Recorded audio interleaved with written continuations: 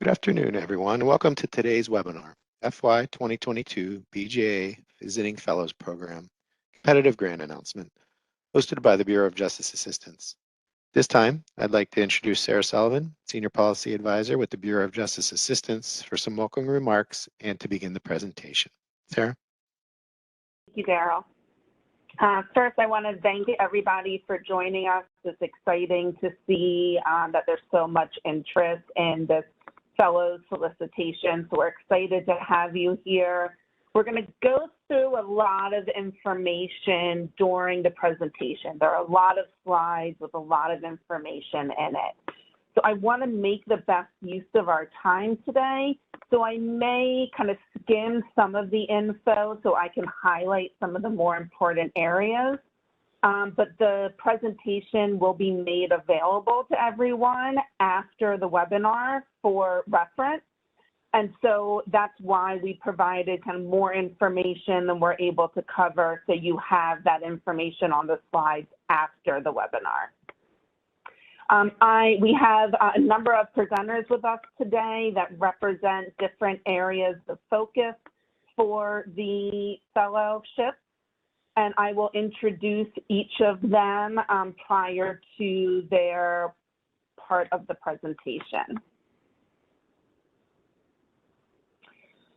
So the agenda for the presentation that I'm going to go through, so we'll do a brief overview of who OJP and BJA are, an overview of the solicitation, the eligibility requirements. Then we're going to spend the bulk of the time covering the 6 different anticipated areas of focus for the fellows.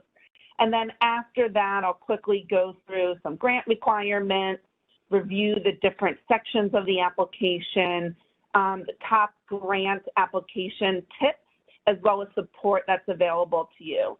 And then we'll save about 10 to 15 minutes at the end for Q&A.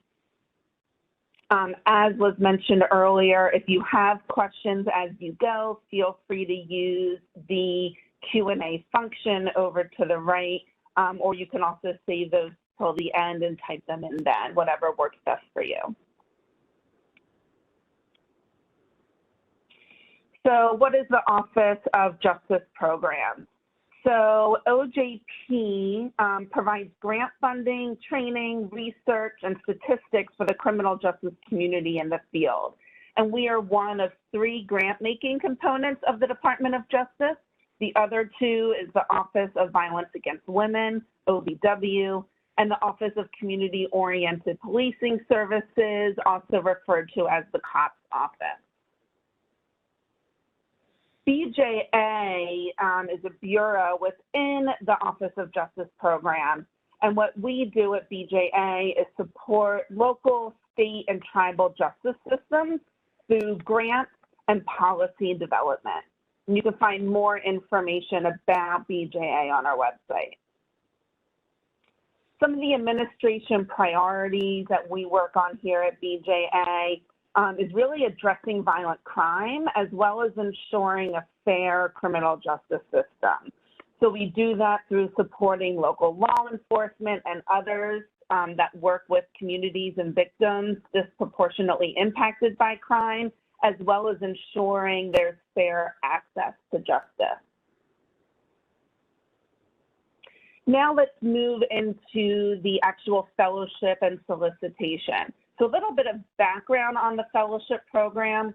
BJA launched the Visiting Fellows Program in fiscal year 2012. So we're going into its, 11th year. The intent of the fellowship is to be able to leverage expertise across the country in order to access areas of need or assess areas of need and develop policies and resources for the field. And then each fellow will make a contribution to a particular priority area with the collaboration of and support of BJA. So some specific information, each fellow will be expected to produce specific deliverables. They can include things like applied research tools, training curricula, toolkits, articles and publications, and also technical subject matter assistance to the field, as well as assisting BJA in enhancing our capacity and the strategies that are available, and then bringing that expertise back to the field. So the solicitation that we are talking about today was released April 26th of this year. The closing date, so the due date, is June 27th, so in just a couple weeks. The program objectives, we've already covered a number of these. I do want to highlight the second bullet, which one of the objectives is to really bring real-world experience as well as lived experience and knowledge to BJA that is able to enhance the ability to deliver relevant and effective tools to the field, as well as supporting that we want to, through this fellowship, be able to support the development of researchers, practitioners, as well as BJA staff in order to collectively help advance BJA's mission. So the eligibility, this is available to individuals. It is also available to state, local, and county governments and tribal governments or organizations. And those organizations can be organizations of higher education. It can be nonprofits. It could also be for-profit organizations other than small businesses. If it is an organization or a government entity that is applying, it needs to be clear who the individual is, or that there's a particular individual that will serve as the fellow within that organization or within that agency. Just one other program requirement that I want to highlight is really a benefit both to BJA and to the fellow, that the fellows will have an intimate involvement in collegial activities with both the BJA director as well as staff, provide monthly briefings, and participate in very high-level policy discussions that will inform practice. So the idea is this is a two-way knowledge sharing, that you as a fellow would have access to the expertise and resources of BJA, and that we will also benefit and the field will benefit from your experience and your expertise. And then you can also bring the information that you glean as part of a fellow, your time as a fellow, back to the field. So with that, we're going to dive into those 6 anticipated areas of focus for BJA fellows. So as I mentioned, as we'll talk about later, when you submit an application, you will be applying for one of these areas of focus, and there will be one fellow selected for each area. So the first area up is the Researcher-Practitioner Partnership Fellowship to reduce substance use-related crime and overdose. And I'm going to introduce, I'm happy to introduce Mallory O'Brien, who is a senior scientist with BJA, and she will review this topic area. So Mallory, I kick it over to you. Sarah, really excited to be here with all of you. This is an amazing opportunity, something I wish I would have considered earlier in my career. These visiting fellowships are just, you will learn so much. You will be able to provide so much to the field as well as to the staff at BJA. So I can't encourage you enough to apply for this opportunity. It is really an amazing opportunity. So let me just talk a little bit about the Researcher-Practitioner Partnership Fellowship to reduce substance use-related crime and overdose. So this is the first focus area, as Sarah mentioned, that we're going to be talking about. And I think it's really important to recognize that this is looking at a researcher-practitioner partnership. It's not only a researcher-practitioner partnership with the field, but again, also with the practitioners at BJA. So this fellow will support the strategies to enhance researcher-practitioner partnerships designed to reduce substance use-related crime and overdose, as part of the Comprehensive Opioid Stimulant and Substance Use Disorder Program, COSAP.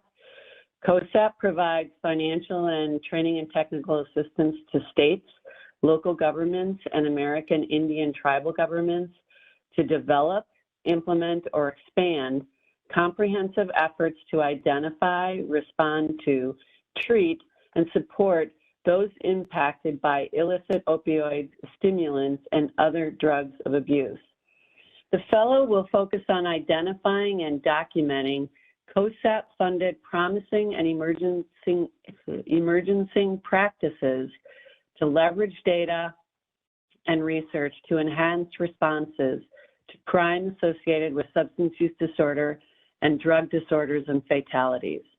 The fellow will work in coordination with BJA staff, grantees, and training and technical assistance partners to scan the field for promising and effective research partnerships with local practitioners that advance our understanding of strategies to reduce overdose, substance use disorder, and related crime, including efforts to track trends locally and get ahead of challenges facing local communities and tools to support the field. Additionally, the fellow will have direct experience in criminal justice and behavioral health or public health research and will bring their knowledge to the field and support the national COSAP efforts. The fellow will work on one of the teams within BJA, which is the Courts, Community, and Strategic Partnerships team. So again, I really encourage you to apply. I think this is an awesome opportunity and look forward to seeing all of your applications. Thank you. Thank you so much, Mallory. Next up is the Enhancing Support for Persons with Criminal Justice Involvement that are in Recovery Fellowship. And I'm happy to introduce Michelle White, a Senior Policy Advisor with BJA. Michelle? Thank you, Sarah. And I'm going to start by saying I'm pinch hitting today for one of my teammates at BJA, Tim Jeffries, who is the resident guru of all things peer recovery support services. So I am going to share a little bit about what this particular fellowship is all about and add a little bit of nuance of things that he shared with me as well. So I'm going to talk about enhancing support for persons with criminal justice involvement that are in Recovery Fellowship. The fellow here should possess lived experience, both in recovery and criminal justice involvement, ideally at various intercept points of the criminal justice system. This fellow will utilize relationships with national organizations and field connections to bring a perspective that can enhance the COSAP and adult drug court program's peer recovery supportive service initiatives. That is a mouthful. That's why we say PRSS on a regular basis. And also utilize expertise to illuminate the power of peer-to-peer engagement to reduce recidivism. So this includes connections to other federal partners' efforts to advance PRSS, particularly in juvenile, tribal, and other behavioral health settings, so connecting justice and behavioral health. The fellow will also assess and develop strategies and tools to reflect lived experience and related research strategies for how peer recovery strategies can assist in overcoming stigma, strengthening pro-social attitudes and beliefs, and enhancing active coping strategies to prepare for successful reentry. So a theme you'll hear quite a lot here is across all the intercepts of the criminal justice system. The fellow will work with BJA staff, grantees, training and technical assistance providers, and recovery community organizations to bring knowledge of the field to support peer recovery programming. The fellow will also be expected to collaborate with an advisory board, which will drive the directions of services needed for that population, with a specific focus around corrections, jails, prisons, problem-solving courts, and other points across the sequential intercept in a variety of programs that exist and new ones to be implemented. And just like the fellow that Mallory mentioned, this person will work with our courts, community, and strategic partnerships team, which happens to be the team that both Mallory and I are on. So we very much look forward to reading applications and adding these really, really valuable folks to our team. Sarah, I'll turn it back to you. Thank you. Next up, we have the Building Capacity of Community Violence Intervention Leaders to Enhance Community Safety Fellowship. And I'd like to introduce Kathy Brown, who is also a Senior Policy Advisor here with BJA. Sorry about that. Hi, everybody.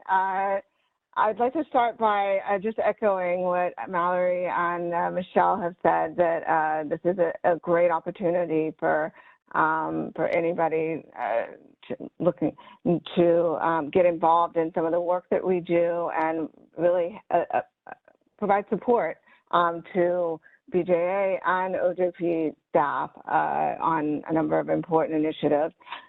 In this one, we are looking for someone to essentially come and provide support to the new community-based violence intervention and prevention initiative, which is being led out of OJP and is, but with BJA, NIJ, OVC, and OJJDP. It's sort of a large initiative, and we are looking for a fellow that has experience working in the field as a credible messenger, a practitioner who's actually done this work, to come in and particularly focus on how to best support the workforce of CVI practitioners across the country. We know a lot of people are already doing this work. We know that there are some best practices, but we also know that there are areas for growth in terms of developing the workforce out there. So we would be looking for this fellow to identify some of the TTA needs of the field, as well as gaps in educational opportunities for CVI practitioners. And we would be looking for this person to provide recommendations to us, about these TTA and educational needs. So this is sort of a complement to the larger CVI-PI, which is what we refer to it, initiative. And it would be an opportunity to work with both BJA and OJP staff who are engaged in the work and leading the work on CVI right now. And as the previous ones have said, the previous presenters have said, this one will, this fellow will also work in the courts, community, and strategic partnerships team. So look forward to getting some great applications for this, because we really would like to have support and assistance from people in the field. Thank you. I'll turn it over back to Sarah. Thank you. Next up, we have the Supporting Law Enforcement Outreach, Communication, and Engagement to Enhance Awareness of BJA Resources Fellowship. And covering that section, I'm happy to introduce Vince Davenport, who is the Associate Deputy Director, one of the Associate Deputy Directors with BJA, and oversees our law enforcement operations team. Vince? Thank you, Sarah, and good morning, everyone. Thank you for joining. And this position would actually operate within the Law Enforcement Operations Division. And just a little bit of context that I think is important. If you think about the Department of Justice, obviously it's a federal entity. The Bureau of Justice Assistance is the component within DOJ that really has the kind of the lead for providing support to state and local law enforcement. And the support comes in various forms. It's grant funding, it's training, it's technical assistance, it's policy guidance, and basically anything that the Department of Justice can do to support state and local law enforcement. And state and local includes tribal and territorial as well. The Law Enforcement Operations Divisions is usually involved. And one of the challenges is that there are over 18,000 law enforcement agencies in the country. And although we have some really good mechanisms in place, some national relationships established with stakeholder organizations, professional associations, so on and so forth, it's still extremely difficult to ensure that the information about really important resources that BJA has to offer gets down to where the people that need it the most really know that it's available and they know how to access it. So this fellow will help us to really develop some pathways, some conventional and some unconventional pathways to the field. When I refer to the field, I'm referring to the 18,000 agencies out there.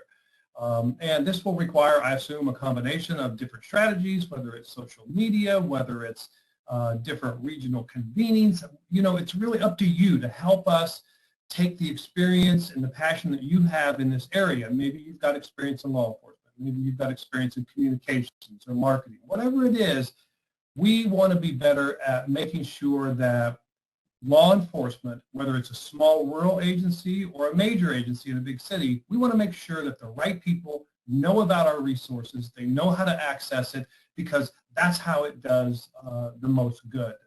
It's a really exciting opportunity to be involved in communicating with law enforcement across the country. The challenges are immense, probably some of the biggest challenges that I've seen in my lifetime. And the fellow in this position will really be involved in some really cutting edge, front page, above the fold issues in law enforcement. And we're really excited to get some good quality applicants. And so if this sounds like something that you'd be interested in, don't hesitate to apply. And we look forward to seeing your applications. Thank you, Sarah. Thank you. Thank you so much, Vince.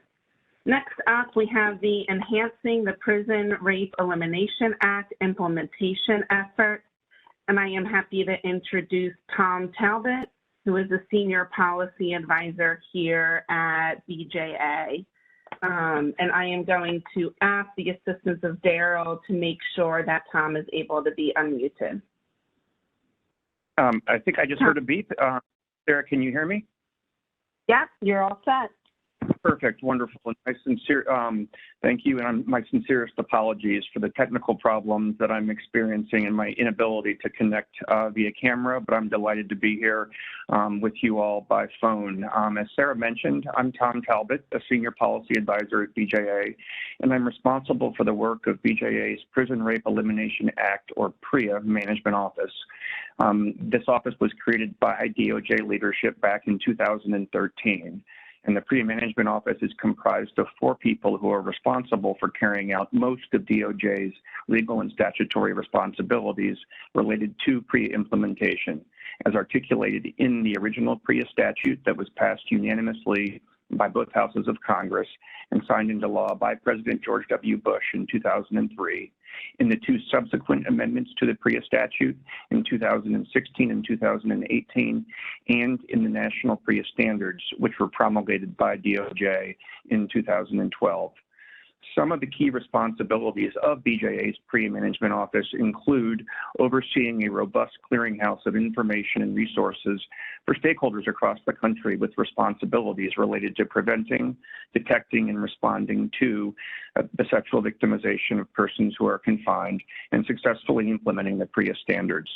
We're also delivering strategic support, training, and technical assistance to agencies and confinement facilities that need help in achieving and maintaining compliance with the PAEA standards. And we're directing an exciting and competitive PAEA site-based grant program that targets state, local, and tribal agencies and jurisdictions across the country. The responsibility that really distinguishes the work of BJA's PAEA Management Office from other BJA programs is our responsibility over the nationwide PAEA audit function. On behalf of DOJ, the PAEA Management Office certifies, recertifies, and decertifies PAEA auditors.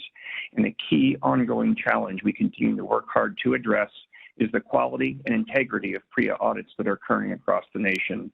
We're doing everything we possibly can to ensure that DOJ-certified PAEA auditors effectively hold confinement agencies and facilities accountable for the meaningful implementation of the PAEA standards. And to give you all a sense of the scope of our work, there are approximately 13,000 confinement facilities, including prisons and jails, juvenile confinement facilities, police lockups, in community confinement facilities with responsibilities under the PAEA standards. Since the PAEA audit function was implemented in 2013, there have been almost 8,000 PAEA audits conducted in all 50 states, Puerto Rico, Guam, and the District of Columbia. In addition, close to 1,000 auditors have been trained and certified by the PAEA Management Office, and there are currently 280 DOJ certified PAEA auditors across the nation. So, excellent progress has been made to date in regards to PAEA implementation, and we continue to generate substantial momentum in agencies and facilities for achieving and maintaining compliance with the PAEA standards. However, a great deal more work and resources are really needed to fulfill the great promise of the PAEA statute and the PAEA standards, which is, of course, to eliminate the tragedy of sexual victimization in confinement once and for all.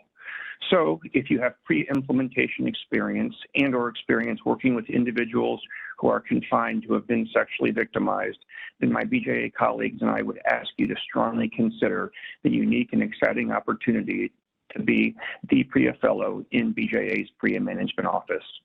We're at a critical point in the very steep arc of PAEA implementation, and we'd love to have a PAEA Fellow join our small but mighty and dynamic team in the PAEA Management Office, which is a part of BJA's larger corrections, reentry, and justice system reform team. So thanks so much for joining us today. I'll pass the baton back to our fearless leader, Sarah. Thanks again, and sorry for the technical problems. Tom, we heard you great, so no worries at all. And last but not least, I want to invite Michelle White back to cover this last and final 6 focus area. Michelle? Thank you, Sarah. And I have to tell you, as someone who has worked both in and with many, many pretrial service agencies, this fellowship is particularly exciting to me. So I want to talk a little bit about what this potential fellow could expect. So in terms of what we at BJA would like to see would be that this fellow would conduct a national scan of recent efforts of state and local jurisdictions to implement criminal justice reforms at the pretrial phase. This includes, in particular, all of the great innovations and changes that came out of operations during the pandemic, and also all of the current work that is being done around DEI issues. So the integration of all of those things. The fellow will also explore how the field uses data and assessment strategies to identify who is coming into the system, any unnecessary pretrial confinement, which we know continues to be a huge issue, expedite dismissal of cases at the earliest possible stage where appropriate, determine the accessibility of defense counsel, the capacity to offer interventions that enhance alternatives to incarceration, and understand practitioners' ability to target and connect folks to evidence-based interventions. So that was a lot, but a lot of work to be done in this area. This fellow will also explore perceptions of the public along with justice practitioners' experiences related to current practices through polling, focus groups, and I would say also working with other BJA staff, our many, many grantees who work at this particular area of the sequential intercept, and other TTA providers around identifying those barriers to implementing changes in practices, but also to provide field-driven, promising and evidence-based practices and tools to support analysis to help make informed decisions around changes to justice systems at the local level in particular. So this fellow should have direct experience in pretrial assessment, supervision, and diversion practices, along with demonstrable understanding of data-driven approaches to system examination and change. And so as you've heard a number of times, we really want somebody who's been there, done that, and is excited to come and work with us. This is a really great opportunity to shape the future work around pretrial at BJA and in a way that really reflects where the field is, where the field has been, and most certainly where the field wants to go. So I really look forward, again, to reading those applications and working with whomever the selected fellow is on our team. Thank you, and I'll turn it back to Sarah. Thank you, Michelle. So that covers our 6 different program areas. I'm going to dive into some of the award information, budget information, and get a little bit more detailed into the application component. So as I've mentioned a couple times now, we expect to make approximately 6 awards, and it'll be 1 per focus area. The maximum amount per award will be $350,000. That covers a 2-year period with the start date of October 1st of this year. Budget information. There's a lot of information on this slide, so I want to highlight a few different areas. One is the first bullet talks about time expected to work on site at BJA. So generally, fellows are expected to spend time on site. As everyone is dealing with the pandemic, that is kind of shifting and evolving as we go. So you should include in your application what this on-site time would look like and what would be best for what you are presenting and applying to do as part of your fellowship. This 1,100 hours, don't stick too closely to that. That was kind of written before BJA had started a pilot program for current staff over the next year, which asks for staff to come in on a consistent and as-needed basis, but there's a lot of flexibility in that. So happy to answer any specific questions you have when we get to the Q&A if you have any specific questions about the on-site requirements. In addition, so the fellowship, there are particular things that we can fund and it does not fund. So what it does fund is salary, expenses, housing, travel, equipment, and some other limited expenses that are laid out specifically in the solicitation. Things it does not fund are particularly salaries or costs for others. The goal and the purpose of this solicitation is to fund an individual fellow. There are some exceptions to not being able to fund others, and that's also laid out in the solicitation. Here are the 11 application sections. I will go through a few of these in more detail in following slides.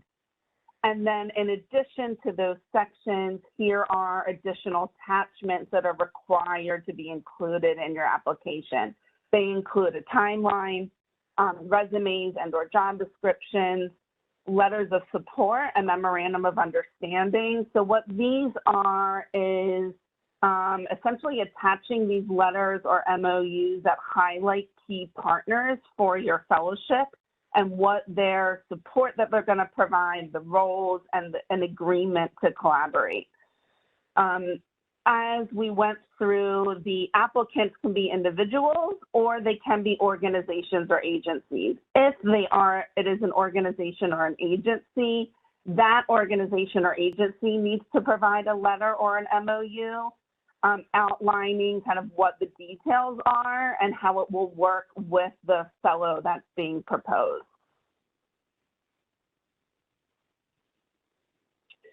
The abstract. So the abstract is a short, no more than 400 words summarizing the proposed project.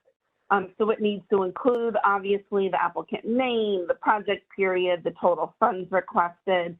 It needs to include which one of those 6 areas of focus the applicant was applying for, an explanation of the proposed period of the residency at BJA, as well as a summary of the applicant's criminal justice or other relevant experience, a summary of the project that includes the goals, objectives, and deliverables, and then a short statement on why the applicant wants to be a fellow with BJA. Next up is the proposal narrative. So this slide not only outlines the different sections of the proposal narrative, but also how those different sections will be weighted in the scoring of the application. So you have the description of the issue, the program design and implementation, the capability, capacity, and competencies, the plan for collecting the data, and then in addition, the budget component, which is about 10% of the application. And there's a description of what should be included in each one of these sections in the proposal.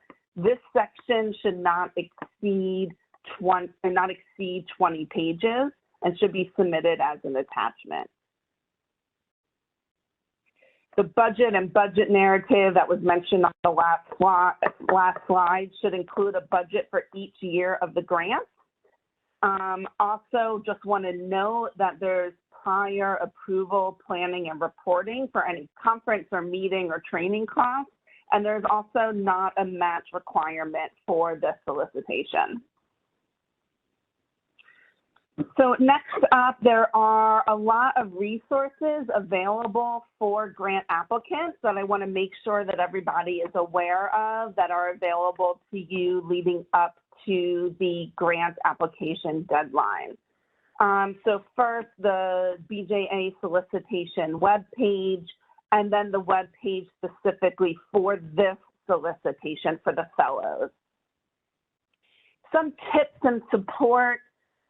There are two important dates to note. Yes, the application is due June 27th, but there is an earlier deadline that I just want to make sure that is not missed by anyone. So June 21st by 8:59 p.m. Eastern Time, you have to submit an SF-424 and an SFLL in grants.gov. And I will provide information in a few slides following for if you need assistance with that. And then there's the application deadline. But in order to be eligible and able to submit your full application, you had to have submitted those two forms by June 21st. One thing I'll recommend, and I can say this from personal experience as a former, someone who has submitted solicitations prior to joining BJA, is not to wait till that deadline. Try to submit your materials and your applications, whether it's in grants.gov or in Just Grants, before that due date, because you really want to allow sufficient time in case there are any errors, whether they're technical errors or others, and if there are, that you can resubmit the application within the time frame. So that's a recommendation that you don't want to wait till the end, because the last thing you would want is for your application to not be accepted solely because of any technical issues. There's quite a number of application tips. There are about 3 or 4 slides. They're very specific, and they really highlight common areas of issues in submitting the application that people have had in the past.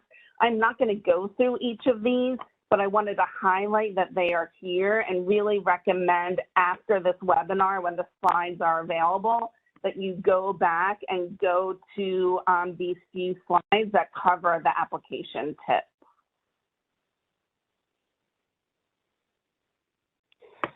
Here are some additional resources. There are some learning videos, including kind of getting ready to apply, how to initiate the application in grants.gov, how to locate an application. So if this is your first time and you're not familiar with grants.gov or you're not familiar with Just Grants, I recommend coming in to this slide, clicking some of these links to prepare for and view how you're going to access that information to be able to submit your application.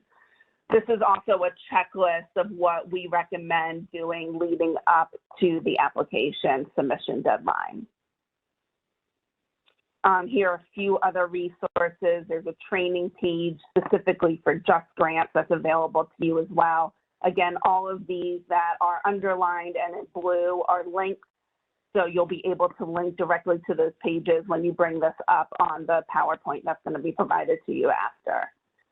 If you need assistance, here is some phone numbers and email addresses that you can call. If you need assistance in grants.gov with those 2 SS forms that I mentioned that has the earlier deadline, here's a phone number you can call. The great thing about grants.gov is they are available 24 hours a day, 7 days a week, except on federal holidays. They'll be able to assist you with any needs you have in grants.gov. And then Just Grants, which is what you'll be using to submit the application. They also have a customer support hotline with a lot of availability. Just note, this one is not available 24 hours a day. It's available, but it has pretty extensive hours from 5 to 9 during the week and 9 to 5 on weekends and holidays. And then finally, there's the OJP Response Center. So if you have questions or need just general assistance about the solicitation itself, here's where you can go to ask those questions. If you'd like to, you can subscribe to receive email notifications of new funding opportunities, if there are potentially future solicitations you may be interested in. And because it's so important, here's another reminder about that dual deadline, and to make sure that you cover both of these deadlines.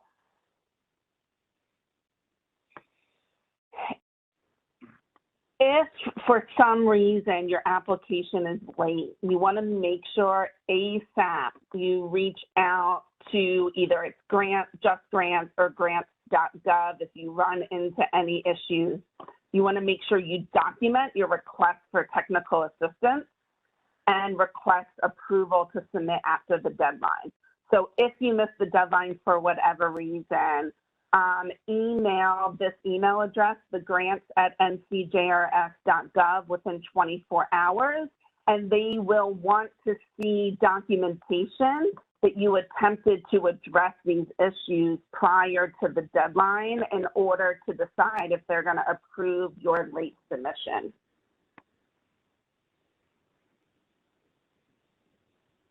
Here are ways to stay connected if you want to get info sent out to you, our social media pages, a text function if you want to get updates from the text function, and then again, our website.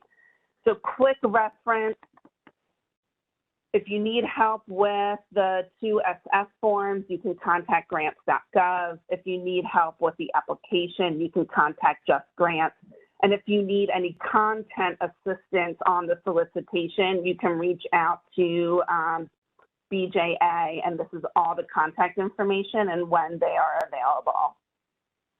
So with that, I am going to stop here and open it up for Q&A. I do want to introduce one other person on the webinar who has not spoken yet, but will be assisting me with answering some of the question and answers that are not part of the 6 areas of focus. And that is Bessie Griffith, who's here with us. She is a Associate Deputy Director as well and oversees our court, communities, and strategic partnerships team. So just want to introduce her in case you see her pop up, you know who is speaking. So with that, Daryl, do we have any questions in the Q&A that you want to go through? Yes, most certainly. Thank you for that.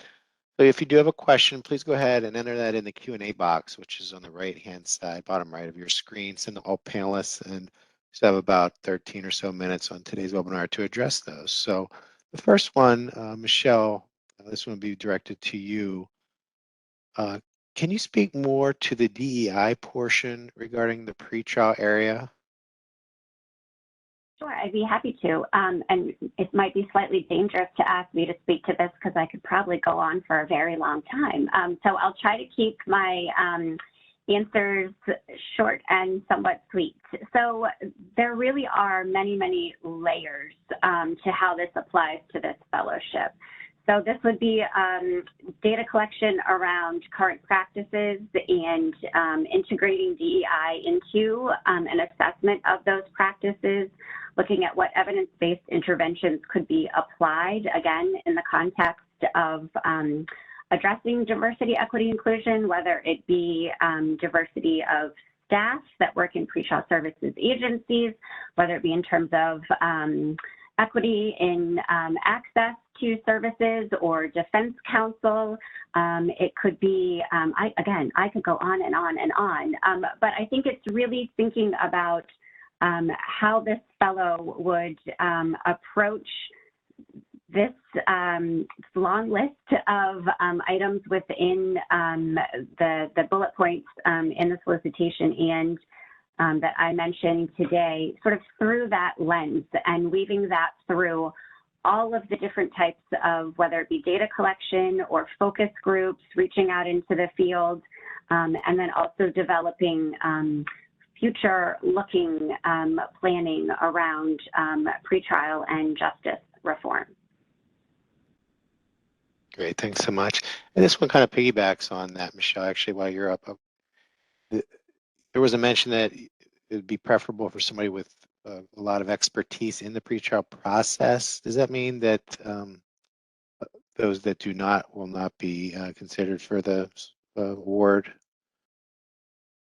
I never like to say would not be considered. Certainly having experience as a practitioner in the field of pretrial services is really who we're looking for. So someone with that type of experience is certainly preferred. Okay, and this one can be opened up. Is the on-site requirement for BJA in the Washington, D.C. area, or are there other locations?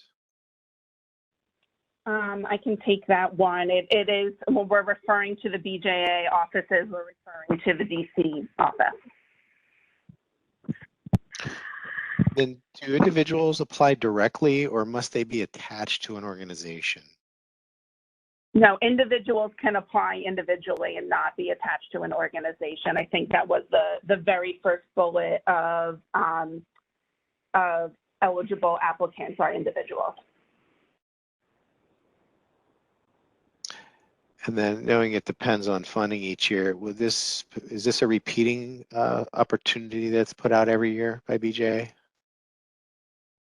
It has been a repeating opportunity in the past, but that's also subject to funding. Sarah, this is Betsy Griffith, and I'll follow up on that a little bit. Just one thing I want to emphasize is that each year we tend to vary the areas of focus depending on kind of what our priorities are. So while we may issue the visiting fellows solicitation pretty consistently, the topic areas we focus on are likely to change. Thank you for adding that, Betsy. There was a question on how much detail is needed in regards to housing costs related to spending time on site with BJ. We're going to go ahead and put the link to the DOJ financial guide in there for you. It'll have a lot more specifics that you can reference. And then also, if we can go back to slide 45, the OJP Response Center is a great resource. If you do have any questions, programmatic about the solicitation itself and requirements, you can contact them directly if there's something in follow-up you need to ask. Thank you, Daryl. I think that's the best place to get the answer to that question, unless Vince or Betsy, you have anything to add to that. So the only other thing I would add is just, the whole spirit of our work, and you'll see it sort of built into the solicitation is in the selection criteria, is that we're looking for, reasonable requests. So just kind of keep that in mind, and also relevance to the strategy that you're proposing. So obviously you're going to want to see a correlation to the, what you've outlined in terms of your proposed housing or other related travel expenses has to be connected towards kind of your strategy of when and how you would be coming in to collaborate with BJA staff during the period of the residency. And I think I saw another question just more generally about any other guidance on the residency period. I'll acknowledge, in the last couple of years, we've had to sort of adjust our strategy. I think we are much more able to work through a hybrid of both being present as needed in the office for activities, but also working in a hybrid way, in a virtual way where needed. But really the intention here is we are looking for folks that are, willing and able to come in for key meetings and to sometimes spend extended time with us for events, but also really to build a relationship with the staff. So I think having some flexibility in your approach would be important to the success of kind of proposing an approach in your application. Thank you, Betsy. And this is Vince Tepper. I want to add just an extra piece to that. And it not only applies to this question, but I think it applies more broadly to the entire fellows program. And, we've provided in the solicitation some pretty, what we think is adequate kind of guidance in terms of a framework. But in reality, we don't want to be overly prescriptive because we don't claim to have the monopoly on good ideas and pathways forward on these topics. We're deeply invested. We care about this, and we know there's a lot of really smart, talented, creative people out there.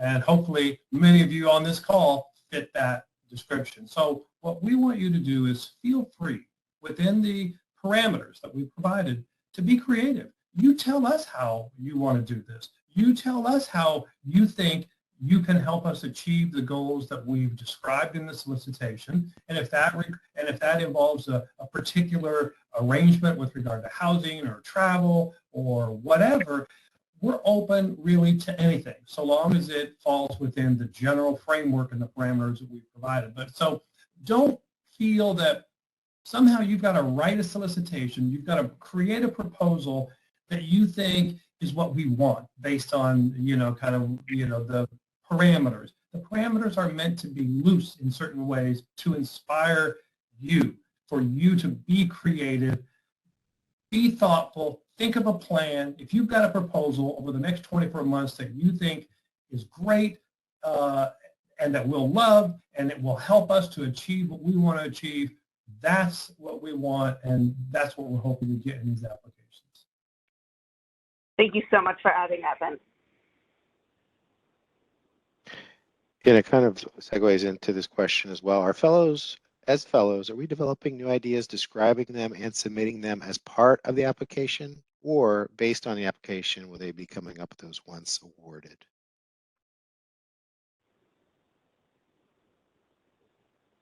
I'm happy to maybe just to put a finer point on what I just said. Really, both are great. It's terrific. If you see things in the solicitation or in one of the 6 topic areas that you have some direct knowledge and some direct experience, and you feel that there's enough meat on the bone there in that description for you to put forth a thoughtful proposal that will help us to achieve kind of this broader objective, that's great. But if you've been thinking about this topic, and many of you, I suspect, you're on this call because you're in a profession or you care about the nature of this work generally, if you've been thinking about something, if you've got some creative ideas that you really want to test and you really think are exciting and have potential for the broader criminal justice field, by all means, lay that out. Tell us what you want to do and tell us how it fits within the parameters and what we want to achieve. And the only other piece I'll add to that is this is not a one-way street where we want you to come in and to provide the services, your ideas, your creativity, and your effort. This is a really important opportunity for you to become part of kind of the BJA family as a fellow. And so in addition to the work that is clearly described in the solicitation, you can fully expect that there will be any number of other opportunities for you to be involved in potentially other aspects of work that BJA does, and we want to have that relationship. We want to help to develop you as well. And so by being a fellow at BJA, you also will have the benefit of mentoring and guidance and direction from some really experienced people who are on the national stage doing this work, and so you'll definitely gain a lot as well. I completely agree with what Vince has said. I really think, again, we want to, we definitely want to signal to you things that are important to us, but we also really want to hear your ideas and thoughts and know that we can always grow and benefit from that kind of two-way conversation. I'm conscious of time. I see there's two other questions that have come in. I'll jump and take the first one, and that is, can a federal agency apply? And the answer is no. BJ's mission and authority is really focused on work with state, local, and tribal systems, so we cannot fund federal agency-related activities. And then the last question really relates to community violence, so I'm going to turn that question over to Kathy Browning to answer. Hi. So the question about community violence is kind of long, but I think it's sort of getting at, how do we define community violence and what are we focused on here? And I think, and what's the relationship to school shootings and what we'll be funding? So I think, it's important to note that, community violence involves a wide range of things, but we're really focused on, in this portion and in even the CVI-PI solicitation, on programs that target high-risk individuals. And by high risk, we're talking about those who are at high risk of either committing gun violence or those that are at risk of being victims of violence. And often many of these individuals are both. So I think the key there is, and the focus here on this, for this fellow solicitation, is to really look at the needs of CBI practitioners. So I know the question kind of goes into, are we looking at like target hardening kinds of activities? And I would say that not as much. I know school shootings are on everybody's mind right now, but I think the focus here is on, the practitioners, CBI practitioners who are working with the highest risk people. What are their needs? What kind of training is needed? And, what kind of supports are needed for them? So hopefully that's helpful. Thank you. And I think that is all the questions we have, and we are right at time. So just a reminder that you will receive an email where you can, with links to access both the presentation and the recording of this webinar, so you can refer back to it. Feel free to use the numbers and emails on the screen if you have any follow-up questions. And we thank you so much for joining us and are really excited to see the applications that come through. So thank you so much. Thank you to all the panelists and the speakers, and hope everyone has a great day.